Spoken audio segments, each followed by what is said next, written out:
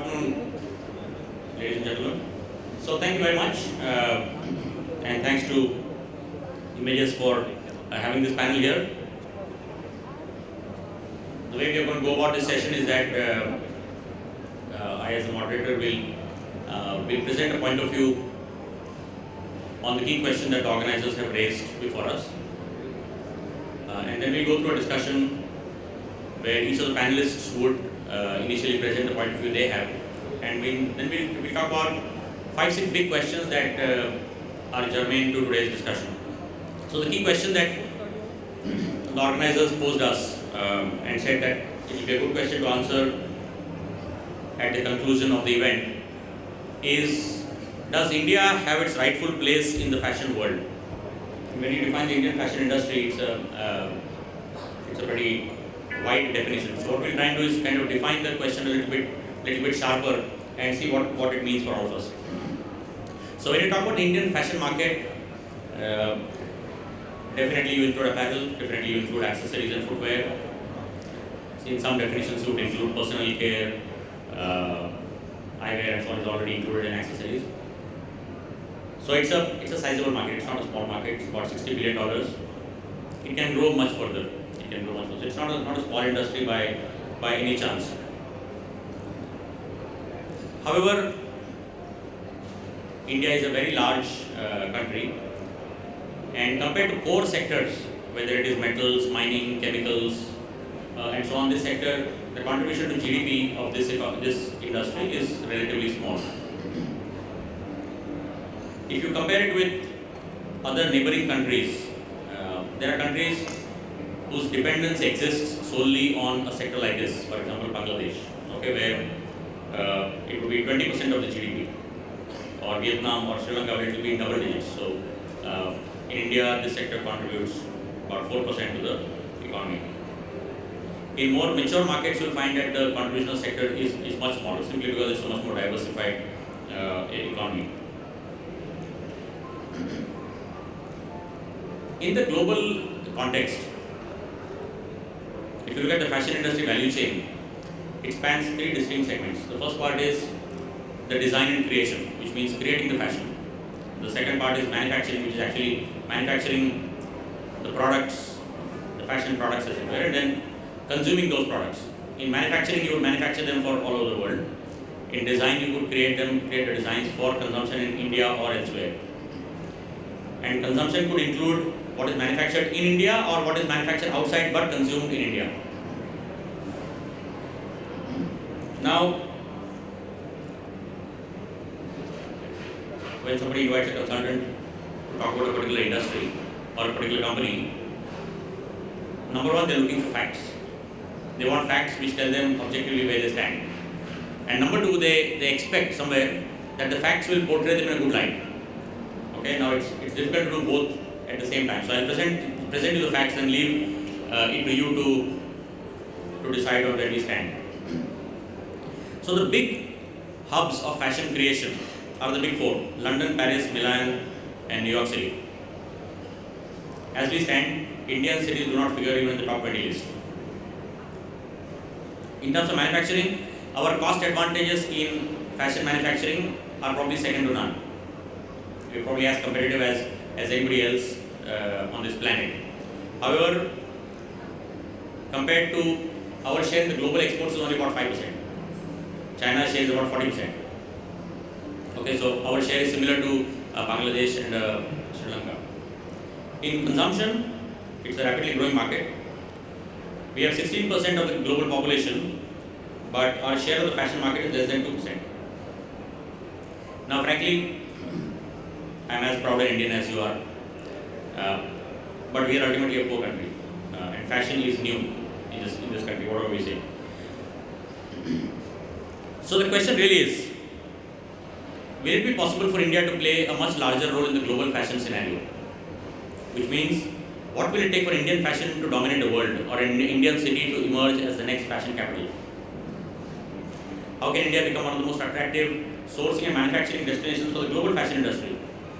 And third, can India become one of the largest consumption markets for fashion? Over the next few minutes, we'll try and answer each one of these questions. So, an event like this did not exist 15 years ago. There was no industry called fashion.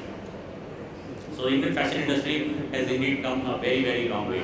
Okay, we really have to be proud about the fact that in 2000 there was just one fashion week. Today we have 12. We had Indian designers who participated in fashion shows. Now you have all the global designers coming to Indian fashion events. You had Indian models who walk the ramp. Now not only do Indian models walk the ramp elsewhere, you have global models walking the ramp in India. And earlier, the fashion events used to be more glitzy and good look, feel good events. Now they are serious events where a lot of business gets transacted. And all of us know enough people, every single one of you would know at least a few friends or relatives who have studied fashion or are in the business of fashion.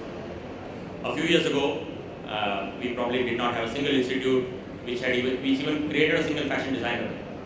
And the people who played a role in the business of fashion were either called darjis or tailors. I mean, they did not actually enjoy any respect. So I think the industry has come a really, really long way. People recognize this as a very attractive and future industry. The question is, can we become a global fashion capital? Okay, it's an unfair question, frankly, if you ask me, but let's still answer the question. So in design and creation, the big four fashion capitals, they dominate the global fashion market. Now, what's the measure? What's the metric of that? So where are the big fashion houses located? More than 70% of the top 50 global fashion designers are located in these four cities. Greater than 60% of the top fashion events in every year happen in these four cities, not countries, four cities.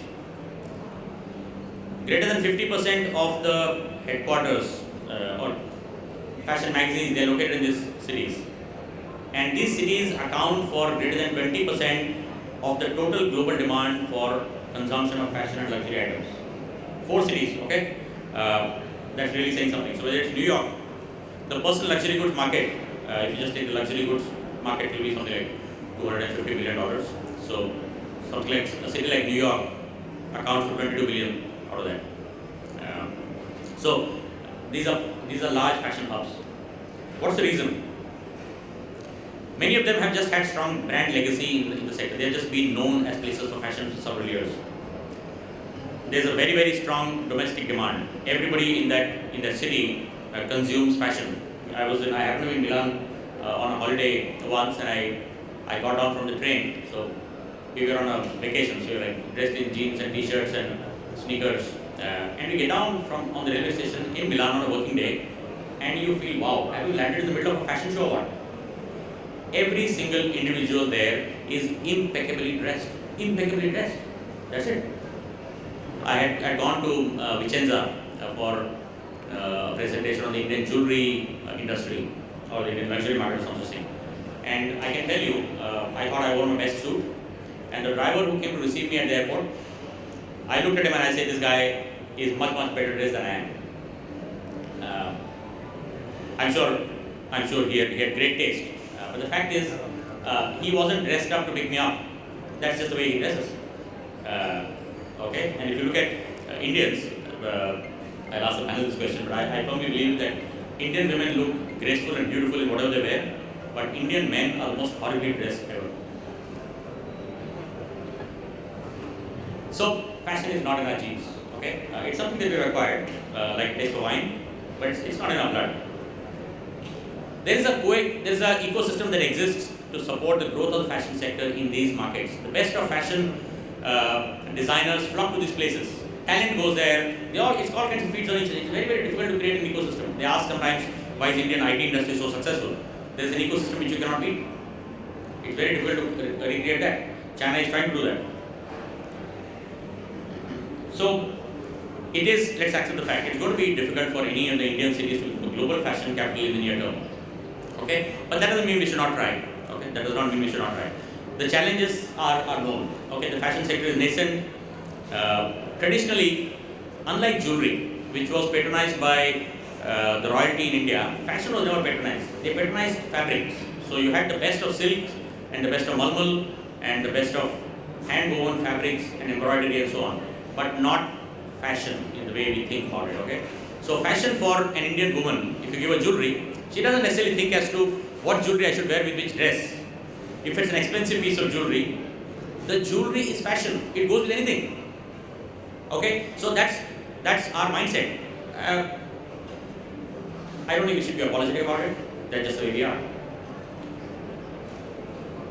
The domestic market for fashion is pretty small, and you cannot create big brands unless your domestic market is large. A few years ago, I was talking to one of the largest private equity firms with an interest in investing in the Indian luxury market.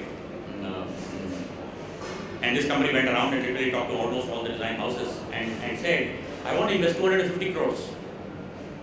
Okay? I would like to invest 250 crores in a business. And I'd like to get, let's say, a 25% stake or a 50% stake, which means the business should be valued at 500 crores or 1,000 crores. And he came back and said, there aren't too many businesses that I can even talk to. So, in India today, if you are a 500 crore brand, you'll be one of the largest brands. If you're a 1,000 crore brand, you'll be really one of the top 2 or 3 brands in the country. But from a global point of view, these numbers are not big. So and the reason is because we are a small market. And that's true in most other consumer goods sectors. So there's nothing to be ashamed. We're just growing. We don't have a bridge market. One of the ways the fashion market grows is when you have a market in between, the mass and the so on. So we have a large mass market which is sold only on, let's say, the product functionality. And we're trying to develop the top end market. We need something in between, and that's why you find many people trying to play in affordable fashion, creating a fashion for daily wear and daily use and so on. And finally, the acceptability for Indian designs and Indian designers. Our designers are some of the best. The kind of creativity that they have and the kind of talent they have is absolutely unparalleled. Okay? But we are rooted in Indian design, and while Indian design is a novelty elsewhere, just like Indian food is, it is not mainstream. I mean, how many pieces of even the most exquisitely designed kurta can a Western consumer buy? Or how many pieces of a sari or a lehenga can a Western woman buy? There is a limit, but if you just, there is no limit to the number of, let's say, casual wear pieces that you can have or Western wear. And now, in some sense, it's a strength. If you go to places like China or Southeast Asia, the whole women's market has gone completely Western. India is the only place where a woman can wear a sari and go to an event and she'll be considered supremely fashionable. And therefore, we have a very, very strong ethnic product portfolio, which actually very few other countries have. It's kind of got little homogenized and therefore boring. But that also means that it remains a little bit niche. So Indian wedding market is huge, but how much of that can you sell globally? Secondly, even the local market for designers and therefore is small, so many of them are subscale, and unless they become big, they cannot go global. Why would anybody try to go and sell in another country when there's so much more to do in your own country? In manufacturing, this is a very telling chart. On the bottom axis, you have what is called as the landed cost index. This is an example for one product category where it is manufactured in all of these locations that you see and imported into the US. Okay. And if you see the landed cost in a place like China, that is 100, okay, you will find that the cost of manufacturing that, exporting that from India is a little bit lower. That's because the wages in China are going up, okay. Cost of manufacturing in Bangladesh is something like 82, something like Vietnam is 97, okay, and there are other countries which are in between. So it's not that India has a cost disadvantage. India is not more expensive than any of these places, and it's a much larger country, huge country. So compared to Bangladesh, Vietnam, they're all like 1/10 of our size. But the business they do is more or less similar to us. And going the way we are, Vietnam will probably overtake all of us. It will become the next manufacturing destination for apparel and fashion goods. Bangladesh is huge. Sri Lanka is huge. And even Myanmar might be. What's the issue? The issue is a few things. There are just broadly 3 issues. The first issue is we don't have the scale of manufacturing units required. And it is surprising that only about a few thousand kilometers from where we are sitting, you will find very large scale businesses. If you go to Sri Lanka, there's a company called MAS Holdings. Have you heard of that? Yeah, you heard of that, right? So their company is the largest company in Sri Lanka. Revenues of $1 billion. Okay, they are the single largest producer of lingerie in the world. Started by three brothers, Mahesh, Ajay, and Sharan. No different than what any Indian entrepreneur would be. 60% of Victoria's Secret produce is manufactured in their factories in Sri Lanka. 60% of Victoria's Secret. 98% of all Nike sports bras are manufactured in their factories. 98%. They don't have hundreds of customers. They maybe have like 10, 12 customers. That's it. They have scale. They don't, their brand, their width is not huge, but their depth is amazing. And I have seen their factories, and by Jove, their factories are fantastic. Absolutely top class. The scale is also available in Bangladesh. Where if you want to find a unit which can do 50,000 pieces per day, you'll find. You don't find those many in India. Policy and regulatory hurdle. This is a geopolitical game. Okay, the Western countries import their products from the East. If they decide to favor one country over the other, they will do it. Right now, Vietnam is the favorite. So in the Trans-Pacific Partnership, they will have duty-free access to the US market, and that's it. Therefore, all the Chinese companies which earlier used to manufacture in China and export to Europe, those same Chinese are now going and setting up plants in Vietnam. This is a very mobile industry. You can uproot it. You can literally pick it and put it in another place. So this industry will be in the search of the next lowest cost destination. It won't be far before this industry lands up in Africa. Okay? But frankly, in India, you have some of the largest places of lowest cost islands. Uttar Pradesh and Bihar, it exports migrant labor to all over the world, and these people, poor people, go and work in difficult conditions. Would they not be happy, doing what traditionally many of them have done? Many of them come from tailor families. So we have no dearth of labor. We have no dearth of traditional skills. And finally, the quality of manufacturing. Now, it's not the quality of manufacturing. I think our attitude, a little bit of chalta hai, is another work. Many of these brands, they're very, very stringent about their just-in-time, their delivery deadlines and so on. And somehow, we are happy doing firefighting. And the necessity to build a process-driven organization where things happen on time, and we're not troubleshooting all the time and firefighting all the time, that's not in our DNA. And therefore, there are a few companies which are able to do it. But to the traditional Indian entrepreneur, this doesn't come naturally. So it takes a little bit of training. On consumption, going to consumption. This is one of the fastest growing consumption markets and a very, very attractive market for fashion. Disposable incomes and fashion consciousness both are rising. I talked about Indian men being ill-dressed, but the fashion quotient is increasing pretty rapidly. Our per capita consumption, in any which way you look at it, is low. Is very, very low. Shresh Bhai and I worked with Arvind Mills several years ago. At that time, Arvind used to publish his book called The Guide to the Well-Dressed Male. And we had all this, we used to talk about global brands, and the brands used to say that our shirt will last for 15 washes. And all of us would look at our own shirts and say, God only knows how many washes this shirt has gone through. So it's a different mindset, right? So the amount of consumption that we have, whether it is an apparel, you should look at something like we consume like $40 per annum average. In the developed markets, it is something like $700. How many pieces of shoes you have?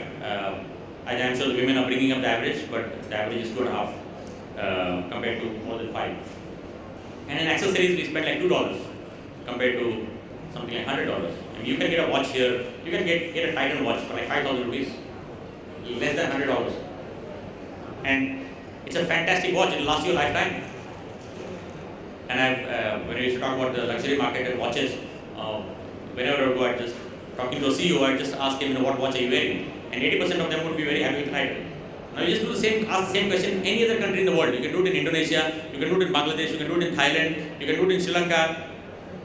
80% of those would be wearing a Swiss watch.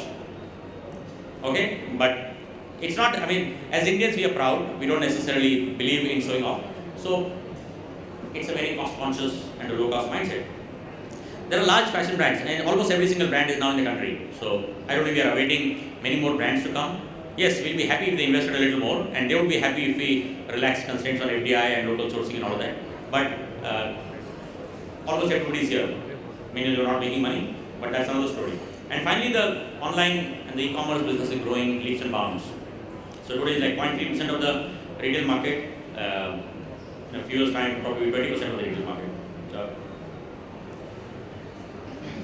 however, even on the consumption side, there are enough challenges, and I am sure you must have heard those during the day or the last couple of days. And the biggest challenge is the flattening volume sales. Any retail CEO who tells you very proudly, my company has grown 20% in the last 1 year, you should ask them a simple question. How many pieces are you selling more than what you sold last year? Okay? And in most cases, the answer would be less than 5% to, in some cases, negative 5%. Okay? And the reason is, there are more stores and more brands attracting the same set of consumers. Okay? They are all running after the same set of consumers. So, and consumers in India are not loyal at all. We used to do, we did a wardrobe audit for a shirtings brand once upon a time, where what it simply meant was taking a random set of consumers and finding out what brands they have. And every single consumer that we did an audit for had 5 or 6 different brands. Nobody is loyal to anybody. They would have a Park Avenue, they would have a Van Heusen, they would have a Louis Philippe, they would have 2 from the Taylor, they would have 1 Brooks Brothers, you would have Hugo Boss, everything. So, as Indians, we are still early in the brand journey. We are shoppers, we are variety seekers. We really don't know what brand we identify with. In a developed country, a brand is not something that promises you a certain fit and a finish and a price point. It is something that you identify in your mind. So let's say if you buy a Prada, you buy because it is something you identify with. If you buy a Brooks Brothers, you identify with the imagery of the brand. I think we are not yet reached there. So whenever there is something new or different, you will try it out. And so that's where we are. So as a consequence, there is no brand loyalty. As a consequence, and I think the e-commerce companies have completely changed the game. The average value of the transactions is going down. You must have heard that when there are sales, online sales with front page advertisements happen, for those 3-4 days, malls are empty. Nobody goes to the mall. They're all sitting on the computers and ordering stuff. So yes, they have changed the game. And finally, the cost structure for the fashion retailer is not improving. Real estate costs are not going down, labor costs are not going down, cotton, viscose, acrylic, those costs are not going down. So what do? As a consequence, you will find that while everybody is very happy to see top line growth, bottom lines are not healthy at all. Okay, that is one of the reasons why you see when new investment is struggling, simply because the basic economics of the business is not improving. What do companies need to do? Clearly, unless you find a cost-effective way to grow, this is not going to work. So you need to reset all your cost structures, take almost a zero base. And if it means re-examining the structure of the garment that you're selling, please do it. If you need to switch from cotton to acrylic and cotton to viscose or change the mix, please do it. There's no other way. If you need to think long and hard about what malls you need to be in and what stores you need to close down, please do it. If you can move your business online, and that's, if you can develop omni-channel capabilities, and instead of having 100 stores, have 50 stores which are good, but cater to a customer base which is equal to 150 stores, why not? That will actually improve your cost structure dramatically. We have to enhance the brand loyalty. I don't know what we'll do, but ever wondered why people consume Bonvita in the north and Horlicks in the south? Both are malted drinks. For some strange reason, in the south they like Horlicks over Bonvita, in the north they like Bonvita over Horlicks. Technically, in terms of nutrition, there's no difference. Okay, these are habits which have been formed. Mothers have always taught their children, please have Horlicks. These children have grown up to become adult men growing Horlicks. Then their wives have given them Horlicks, and then they've given their children Horlicks. And that's it.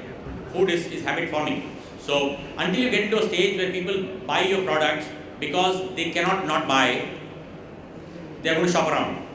If they're going to shop around, you're competing with them on discounts, competing on features. It's not an easy game to play. Okay? So you need to get into that space where consumers are loyal to a brand beyond reason. Now, whether it is by focusing on a particular segment, by doing something dramatically different like Zara does, being a fast fashion player, doing something completely superior.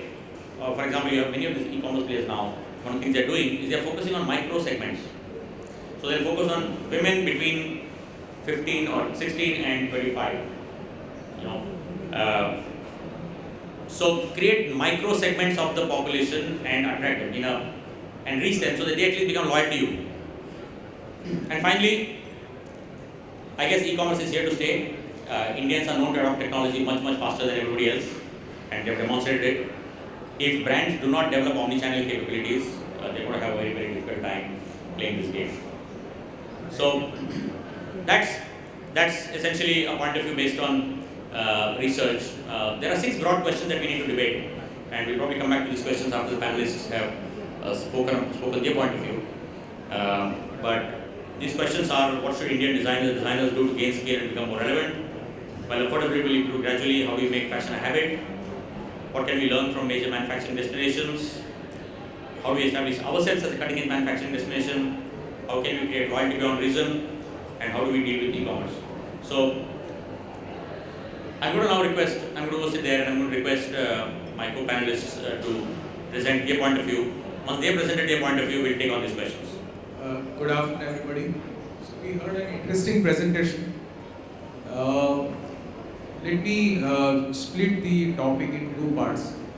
One, we heard that of the global textile and apparel trade, India's contribution is 5%, vis-a-vis say 40% of China, and we are still ranked second. And if you analyze over a period of time, this is not by design at all; it's by default. That the consumers or the buyers internationally, they would like to balance their business out of China to some other country. A lot of business has come to India. So to take this question forward, or today's topic forward, what is it that India needs to do? Now, a little bit of history. The garmenting industry was restricted to small scale industry till some time, 2005, until the quotas were very prevalent. It is important that now we aggressively build the scale of operation. So I am talking about the manufacturing part of the fashion in India, that part. Not only that, we will have to learn to scale up the operation from design to the finished garment. And let us become big in the manufacturing of design for the world, rather than hoping to cater to the fashion created in India for the world, because that will largely depend on the size of the domestic consumption. That is yet to happen for any of the Indian brands. So, for us, the other part, manufacturing fashion for the world, is far better proposition. Aggressively build scales.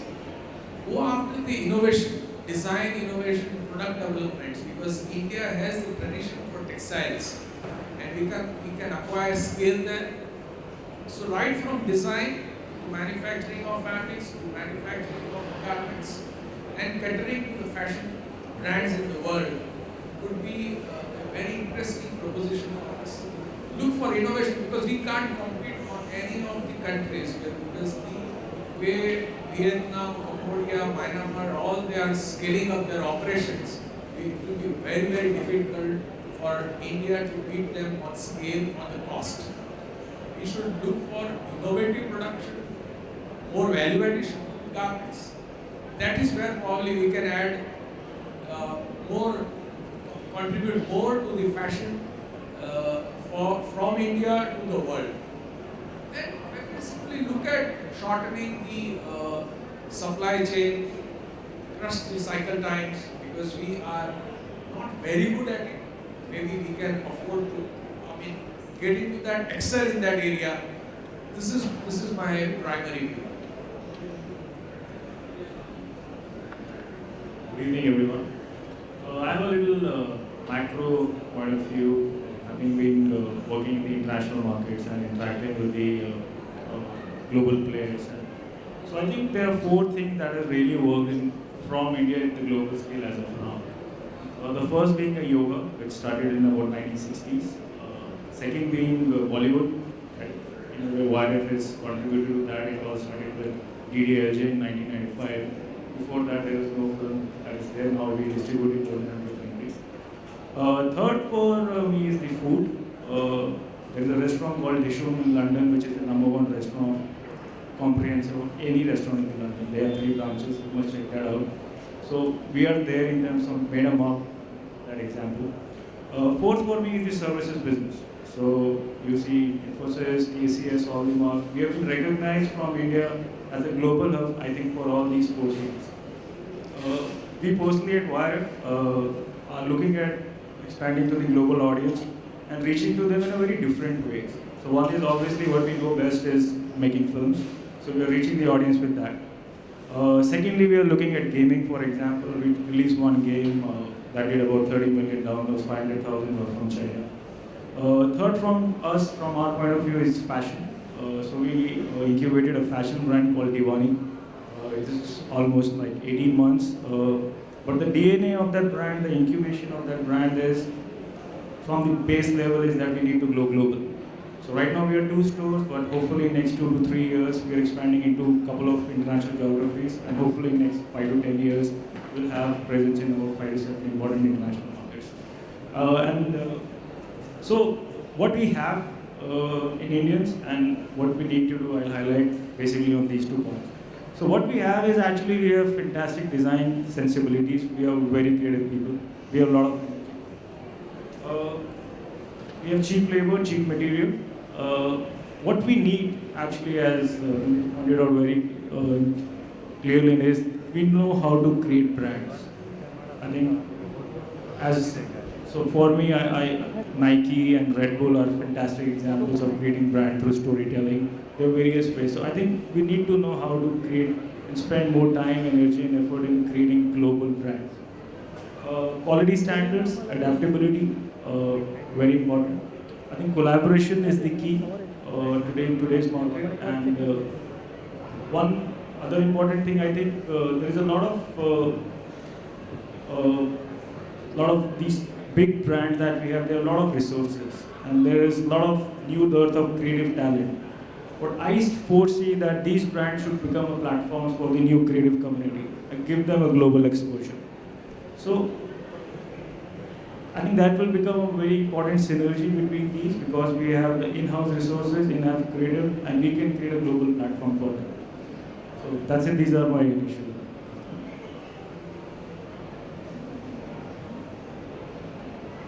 I think India very clearly, as it comes out, we only have a 5% share. Manufacturing is India's expertise, as I would call it.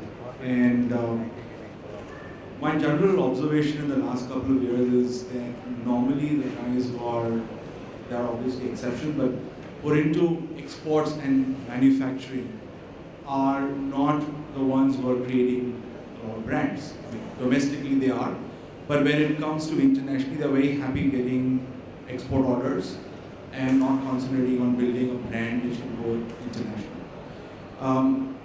One of the reasons obviously is that, I think which Nilesh covered in his thing, is that there's no scale. I mean, there are hardly any Indian brands which are big enough that can think of going internationally and making a mark. And the other big thing is that the traditional Indian fashion is limited. I mean, I don't think we can clothe the French or the Americans.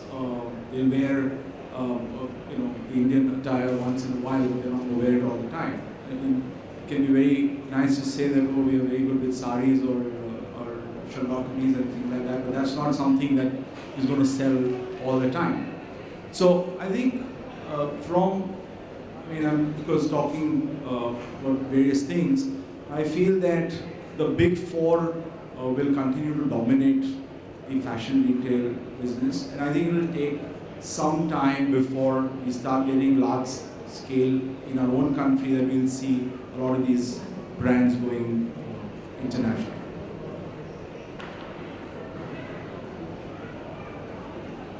Good evening, everyone. So I'd just like to elaborate on the three Nilesh had mentioned: design, manufacturing, and production. All part of the ecosystem, each contributing a very significant part to sort of putting India on the map. From the design aspect, I think being a billion people population, there is no question in anyone's mind that the talent and the innovation exists. It's about us trying to bringing it out through the right opportunities. I have a significant amount of hope there. On manufacturing, I think where we need to focus is a lot in building scale and the second is on value-added products, not just raw materials, and but the finished goods that people are now looking at. I think what the NSDC and Ministry of Textiles are doing in the next 5 years, they're sort of doing a lot of skill development in textile. That's a very good initiative and move towards manufacturing. On the consumption side, I think my company is doing a good job of it. So I think what we are able to do is go beyond the infrastructure restrictions that are in place and be able to reach something like 5,000 towns. That's the sort of number of towns that we're reaching. Large format retailers, they've been there for about 15-20 years, they've reached close to about 50. So this is a very good platform where we're able to aggregate all the consumption that is present. Not just aggregate consumption, but even drive it by driving awareness, by driving wants and needs of the consumers, by driving accessibility. I think that's what it is. I think, as a designer and an Indian designer in that sense, I think one really keenly feels the absence of consumption in the country. To a very large extent, the aping the West or wanting to go out and sell in the West for most Indian designers is a very tough space because there isn't enough corporate backing, etc. Having said that, also I think a very large part of what we export is based on the simple principle that a lot of the Western countries are besotted with the idea of India, with what India offers in terms of great textiles, great embroideries, great ideas, and this is really what converts into exports for us. I mean, imagine a time when people are no longer looking at India. That would be a very scary time for a large amount of manufacturing that's happening around here. It's great to say that we need to step up our manufacturing to meet international standards. But I think really we need to look within the country for consumption. We need to really try and grow that consumption in order to be able to sell larger numbers for top lines and bottom lines to kind of get any healthier. So over on to the mic. I'm going to ask you a question. What can Indian designers do to gain scale? I mean, because it's not as if, for example, if I take I think Asim touched upon the point of exports.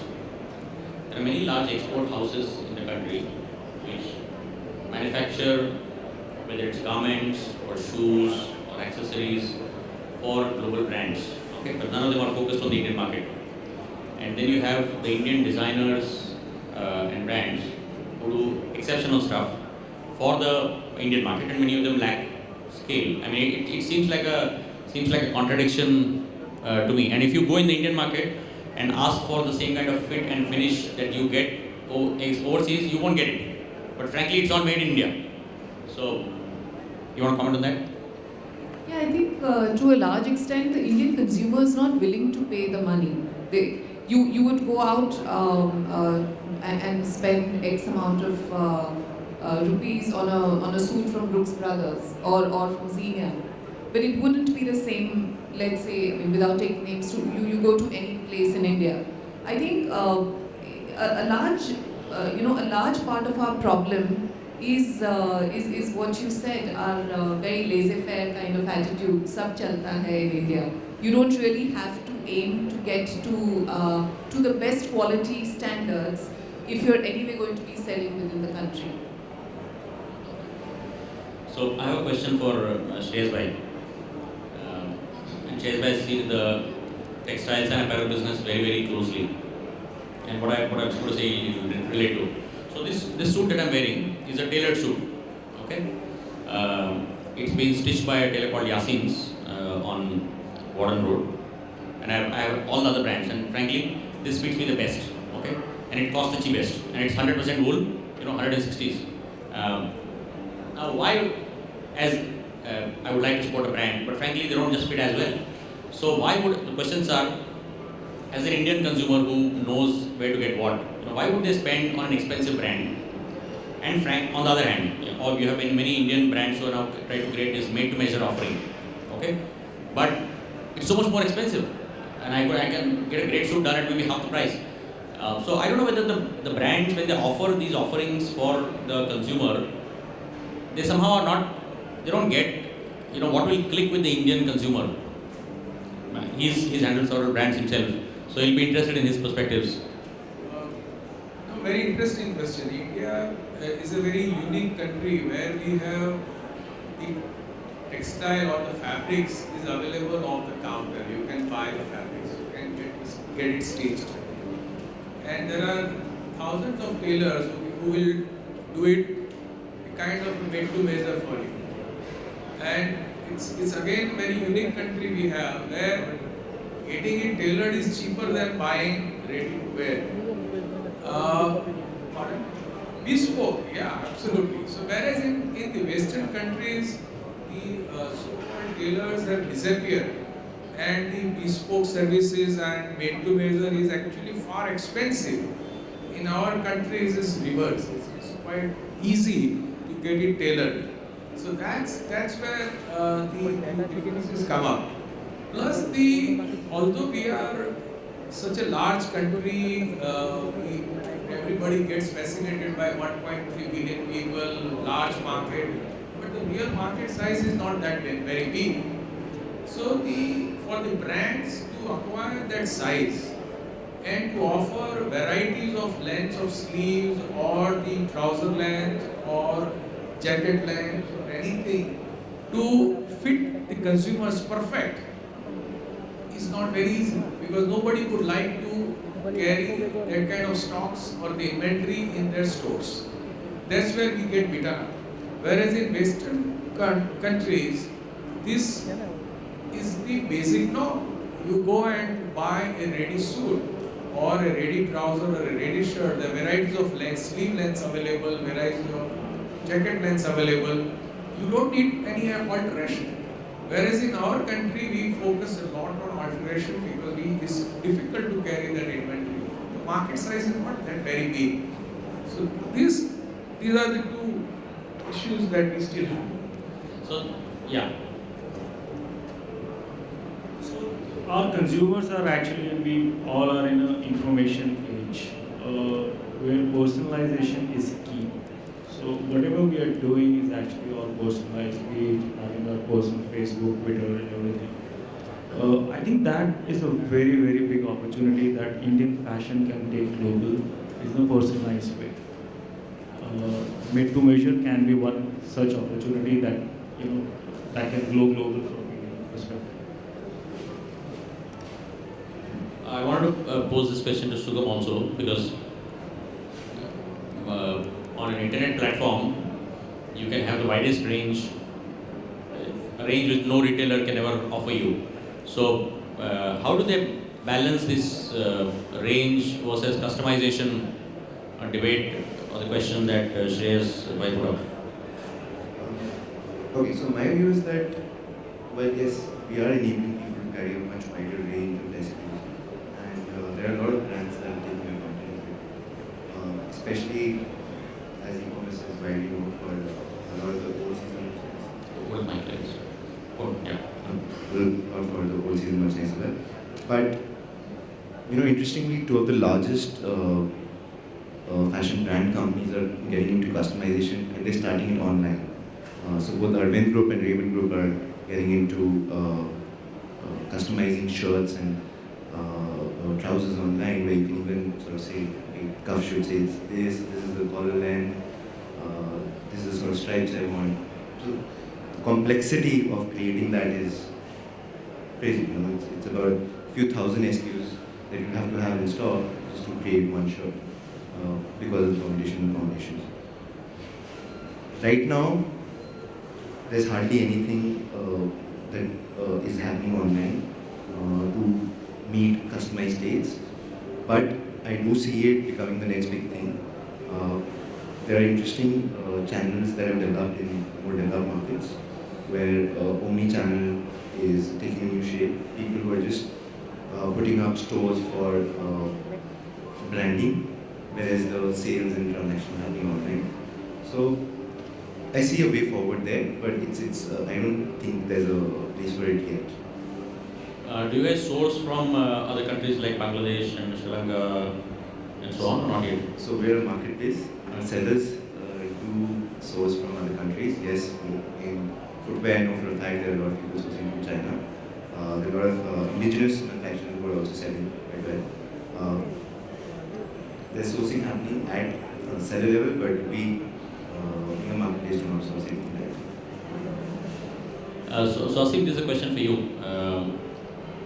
Bombay store is an iconic place where every single foreign tourist that comes to India and certainly to Bombay goes back to something from Bombay store. They essentially shop for a piece of India in Bombay store.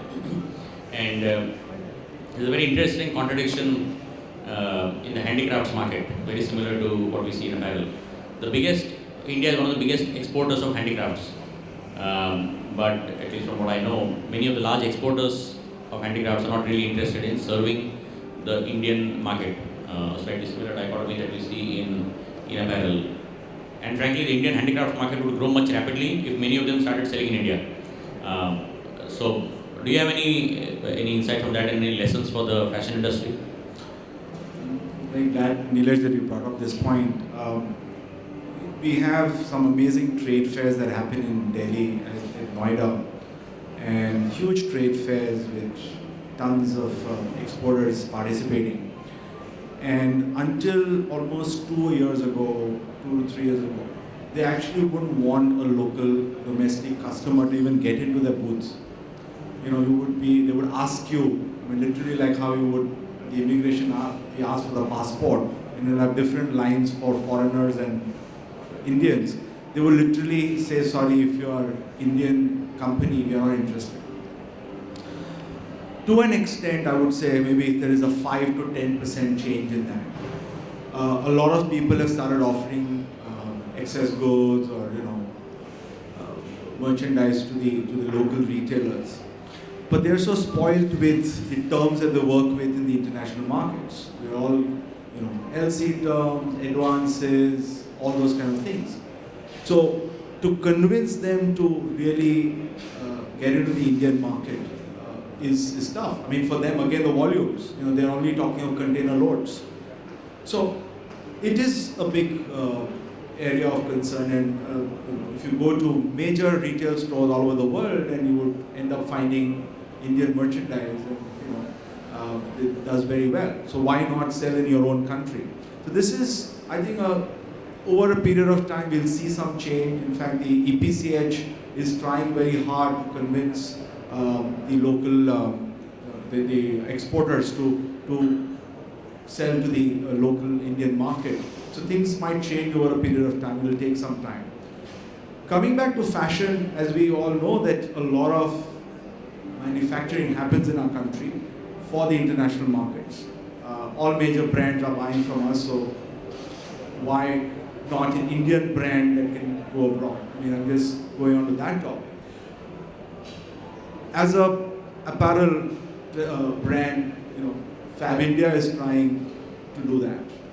I was in Singapore this week, and they opened 2 stores in Singapore. They are in Dubai, they are in Africa as a franchise store. And they are testing the markets. And how have they done it? They've obviously achieved some amount of scale in India. They've got their supply chain and logistics and all that in place. And now they're trying out international markets. And let me tell you that they've entered, and they are obviously finding their feet, struggling to figure out the kind of real estate costs and ways of working in different countries. So I think it's a beginning. I'm very hopeful that thanks to Prime Minister Narendra Modi and whatever he is doing for the Made in India brand, you will see more and more of these things happening, where a lot of these brands will go out of the country and have their presence there.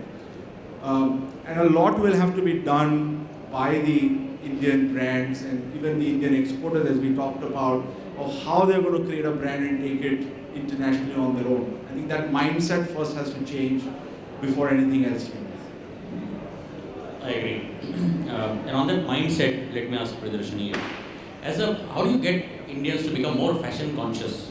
How do you tell them, how do you educate them saying there is a fit and there is a fit and there is a color combination, there is a color combination and there is a fall and there is a fall and there is a price and there is a price? You know, it's a slow process, but I think it's already happening. You see the typical 30-year-old today, he's a lot more with it than his dad was, or who was a lot better than his grandfather. I think but that's just a matter of time. The exposure that the young generation has today to what is happening internationally is very clearly translating to fashion. Having said that, certain pockets of certain metros are gaining that the fashion sense much faster than the others. So, for example, the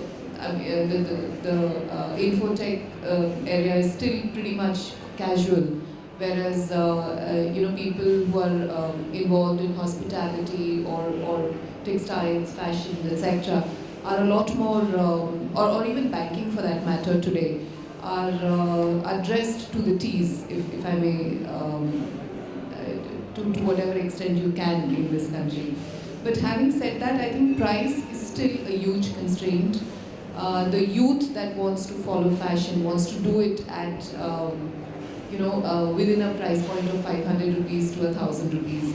And they're being very imaginative in doing that. If you see a 20-year-old on the street today, a 20-year-old guy, if you notice, they're wearing their skinny jeans and their hair is gelled. So I think there's a huge movement towards what fashion is all about. And of course, Bollywood is a huge inspiration to the generation. I think the other great thing is that as kids, when we were growing up, watching Hindi movies was not considered a very cool thing to do, but today that has changed in a very big way.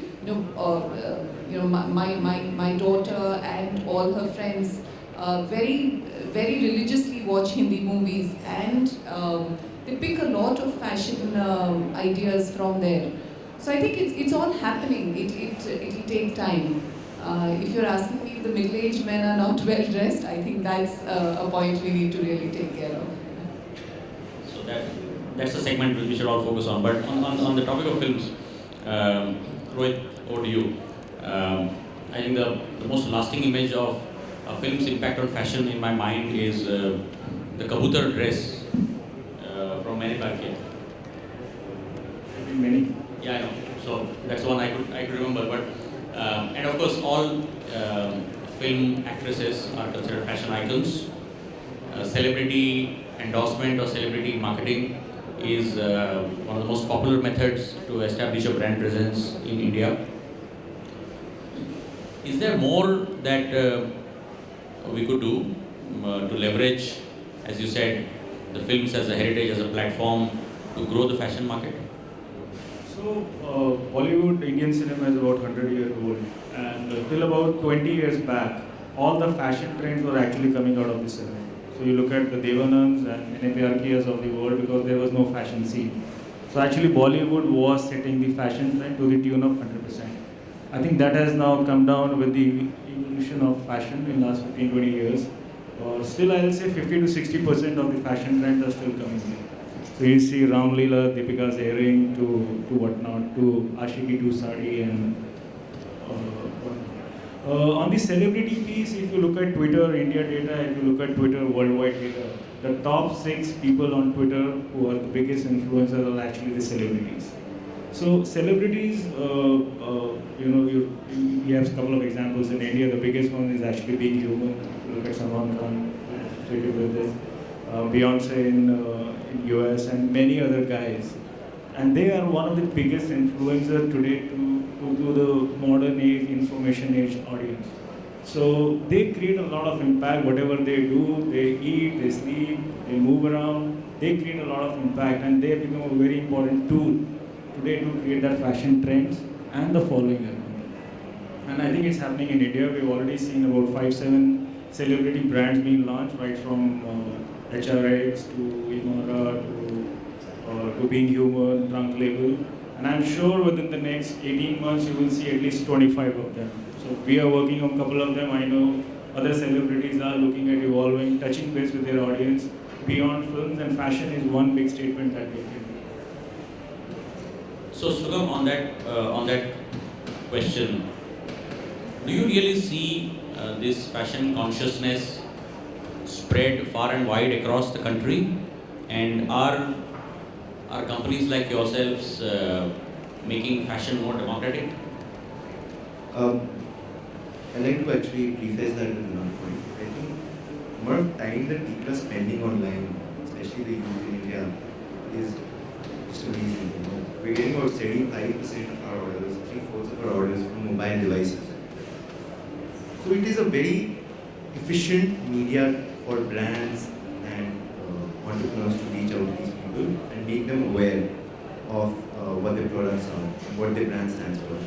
Unfortunately, I don't think everyone has been that excited about using this media. Everyone's open to it, everyone's doing something with it, but to my mind, not enough. That is something that can really drive a change, even beyond where offline infrastructure is present. So, I think that is a very critical part. I'm not saying just on e-commerce, but all types of online media, whether it be YouTube, Google, news websites, cricket websites. Coming back to your question, can you just repeat the question? Yeah, my question was, do you see the penetration of fashion being far and wide across the country, and do you believe companies like yourselves are playing a role in democratizing fashion, making it a lot more available to the first time buyers? Absolutely. I think we are acquiring new customers by drones, and a lot of it is coming from tier 3 cities. So we all know that Snapdeal is contributing very positively towards driving fashion consciousness by just making it accessible, because there are a lot of people in tier 2, tier 3, tier 4 towns, so to speak, who come to Delhi, come to Chandigarh just to buy the clothes. Now they can just order it online. There's a lot of money there, there's a lot of, and there are not enough avenues to spend. Once we present this opportunity to them, I think it's just a slam dunk, and it is also driving fashion consciousness. So, assuming that this fashion consciousness will grow across the country, and then we have the skills and so on, there is an issue that brands typically face, which is how do you move from being a one-man creative hot shop, okay? How do you become big?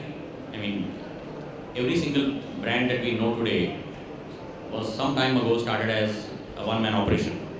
Because a designer decided to create his own label or a line, and it, one became 2 and 2 became 4, started with one boutique and one boutique became 5 and 10. So it's literally started from one person. Almost every single brand you can trace the heritage back to one person. And as Indian brands try to scale up, or Indian designers try to scale up, is there something that's we see some of them doing really well? For example, I think Ritu Kumar probably has 50 stores. I mean, there are brands like that. There are examples of moving beyond single digits. They're present in several malls. Anita Dogre is a brand called And. So there are some examples that we see, but I'm sure there are challenges. These are not without its own challenges. So Priyadarshini, you and Asim, it will be good to hear what are some of the challenges that Indian designers face as they scale up. Well, I think the most important thing is partnering with the right kind of people. And for every designer who's creatively involved and is more a product person than anything else, scaling up, understanding what business strategy is all about is pretty much Greek and Latin. So I guess partnering with the right people is important. Being open to having investors within your business, who of course are going to look at what you're doing and question every step that you take. I think we need to quell our pride and say that, really we understand the product, but beyond that, I think that there are other people who know how to grow the business. And to be able to do that, I guess the moment you get, you become a well-known designer, you suddenly get this godlike status and you believe that you know everything. I think, that's the most important hurdle to begin with. And then, of course, once you have the right kind of partners, the right kind of investors, which is not always an easy thing. So I think, but today I already know of at least half a dozen designers who are working with the backing of, it could be an exporter who's partnered them, or investors, or people who understand the retail space. And I think the next 5-6 years are going to see these designers pretty much grow into bigger, more names that are seen in more parts of the country, your B and C cities as well. So I think, that would be a designer's point of view. So I'm going to ask Shreyas bhai to chip in. I mean, he's not a designer himself, but he's built textiles and garment businesses. What is raising the point is very right. But look at from the perspective of the brands. Yes, brands when they begin, if the focus of the brand, the positioning of the brand is clear, and if the philosophy is clear, then you can build the right structure around the brand, and you can rope in more people. But ultimately, whatever may be the size of the brand, the final shots are called by either a creative head or a designer, chief designer of the brand, or somebody who takes the final call. So, for example, let's take Giorgio Armani or Tommy Hilfiger or any of those brands. They've become billions of dollars of size of the brand, but finally the calls are taken by them. They have large organization, large structures, well-defined positioning. Everybody works around that. In fact, a lot of creative work is also outsourced. They're not doing everything in-house. But it's all revolving around the philosophy and the look and feel of the brand, which is kept intact. So you can always corporatize and make it little larger scale. There are examples. That's a great point. That's a great point. As you scale up, because one of the challenges in scaling up is how true do you stay to your core brand ideology or philosophy, and what is that? What does your brand really stand for?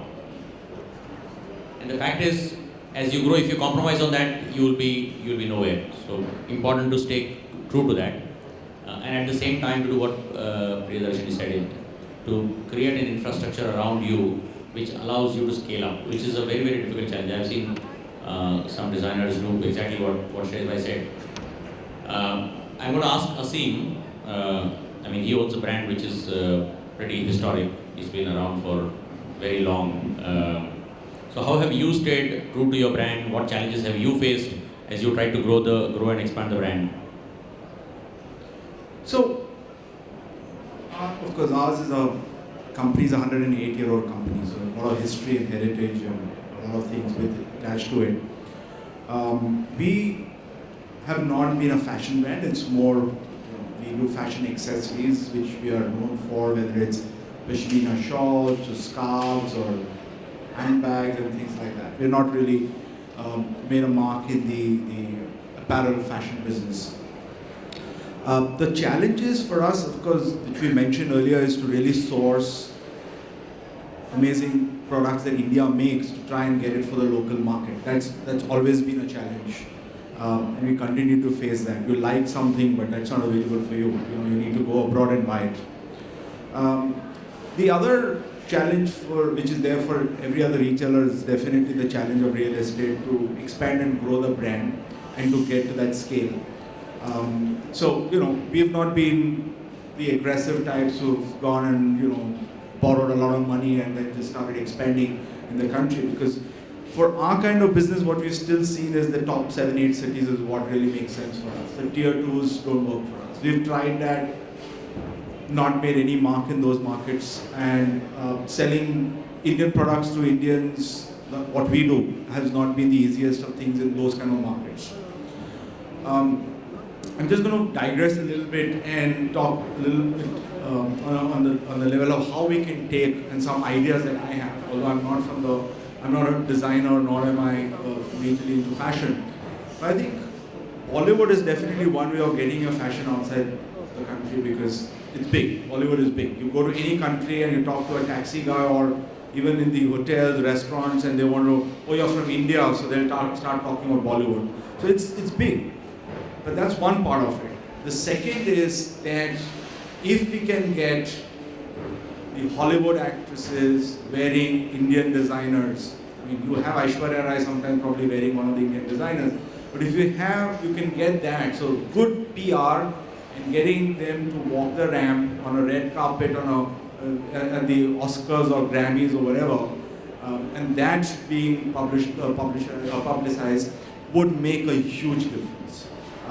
We have the likes of a Naeem Khan, who is an Indian designer, but actually he's international. I mean, and there are many other names that probably don't get talked about in India, but Indian designers who are doing well. But I think Indian homegrown designers taking it abroad, I think one is they need to have a big vision. They need to somehow get to that scale, which is the most difficult part out here. Once they get that, get the right PR, I think India is being publicized everywhere, so at least that is with you.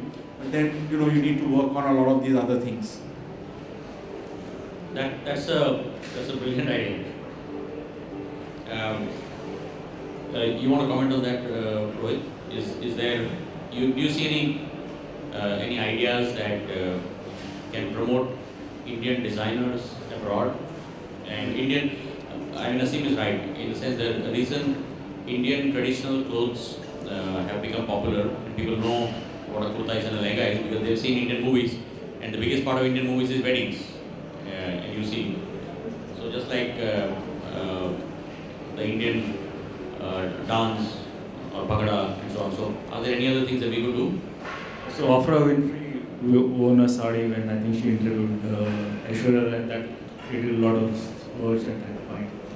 Secondly, when we were evaluating and testing the US market for Diwani, so one answer that came when we went to New York is that you need to have a local designer who will adapt the Indian clothes, who understands the Western sensibilities, create that fusion and then present to the local market. And the target audience that they were saying is the college audience. The college marketing is big in US. And these are the guys who are open, who are culturally ready to experiment. So get an international designer, target the college marketing. There are many international firms who only focus now on the college marketing, and get an entry there. But also we are trying, there have been a couple of experiments by the Indian companies to make a content which will go global. Didn't succeed that much, but Danny Boyle did with Slumdog Millionaire or a couple of examples. But as of now, none of the Indian companies have created a global film which will appeal to all the audience. Primarily the content is traveling only to the diaspora audience. So we are making a couple of attempts in the next 2-3 years where we have Indian actor and an international actress that will be part of the film, and that can set the trend for the international fashion as well. So these are the 2-3 things that these things can happen. Lovely. I'm going to open the floor to the audience, and if you have some questions that you would like to ask any of the panelists, please feel free. Yes, please. Somebody's getting your mic. Top 3 designers in New York Fashion Week were Asians. One of them was Prabhu Gurung. Why do you think that we succeed in the West and not yet succeed at home? The last point was what you brought up, was that we don't have the people. The ecosystem is not there. So if Priya Darshini wants to go to a manufacturer and say, can I manufacture to scale? First, he's going to ask for big runs. Second, he's so used to the quotas and the subsidies we give him because he's exporting to the West. He's not going to give her the same subsidies. How are you going to deal with governance first? The governance has to be in place first before we can succeed. The retail infrastructures, manufacturing infrastructures need to be in place. Now we're talking about Hollywood being the biggest driver and taking it. Let me tell you an experiment we had 3 years ago. One of my films opened at Milan Fashion Week. Massimo Dutti hosted the sales of that designer who was in the film. It was a documentary film. They made sure that the film won the audience award because people came because Dutti had the scarves by that Bangladeshi designer, Massimo Dutti, across that. And more so, Banderas came down, didn't try to make his own brand. He signs on every piece that Billy Russell did. And that's how you create a scene. So Hollywood is doing that. Now I know there's a news between an Arab designer and Beyonce because Beyonce actually endorses it. The same with Lady Gaga.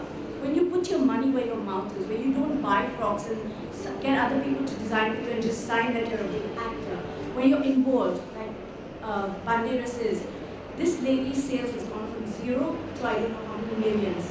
There's involvement, there's engagement between the actual industry and Hollywood. And we're talking about Milan, how Milan became so big. Milan's history was the Como people from Como, the textile firms from Como, decided to partner with the designers, and the city, like city of New York and Milan, decided to put the money and create camera motor for shoes. When that happens, we will see our designers and the Made in India brand actually making a difference. I've seen Priyadarshini from our first show to today.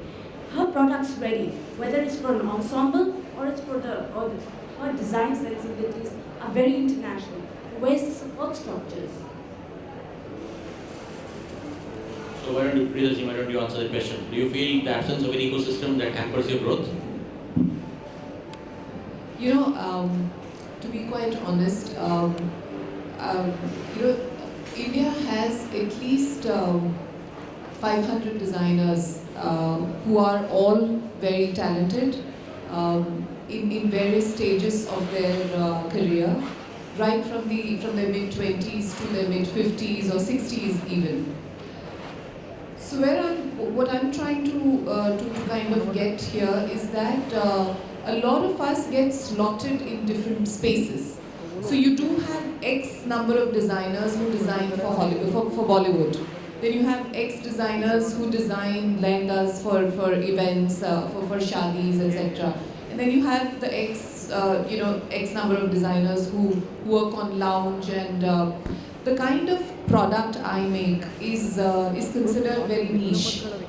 It's tough to sell it to the Indian client, but today versus 15 years ago, a lot more are buying. There was a time when I was selling mainly to expats because they like to take home something that is Western but with an Indian kind of a twist to it. Having said that, all of that, I think the industry has a very strong mindset. So today, if I was to approach Bollywood and say I'd like an association, they wouldn't find too much value in working with me, simply because it's a different kind of an industry. So having said that, careers of very good designers like Neeta Lulla and Manish Malhotra have developed within that industry and they have grown. So I think to a very large extent there is segregation according to me, and having said that, I think each one finds their feet. I have shown at certain international platforms like the Mercedes-Benz in LA and at Singapore. And having said that, we also have some great associations with great, very offbeat kind of stores. We also sell in Japan.